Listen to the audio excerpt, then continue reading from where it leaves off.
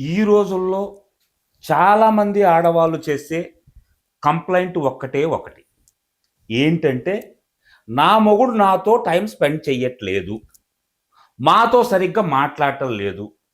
ఏమి పగలంతా మేము కష్టపడుతూ ఉంటే వచ్చి నవ్వుతూ మాట్లాడొచ్చు కదా! ఈ విషయాలు ఈ విధంగా కంప్లెయింట్ చేసే వాళ్ళకి నేను చెప్పేదొకటే. చూడండి, మీ ఆయన పగలంతా ఎన్నో టెన్షన్స్‌తో వర్క్ చేసి, ఆఫీసులో బాస్ దగ్గర, సుపీరియర్ దగ్గర ఎన్నో మాటలు పడుతూ, ఇంట్లో ఉన్న బాధ్యతలన్నీ మీదేసుకొని ఎన్నో ఆలోచిస్తూ ఉంటాడు. కొన్నిసార్లు తనకి నైట్ నిద్ర కూడా పట్టదు.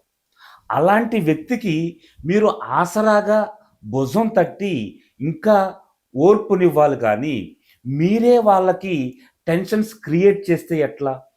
ఒక్కసారి ఆలోచించండి.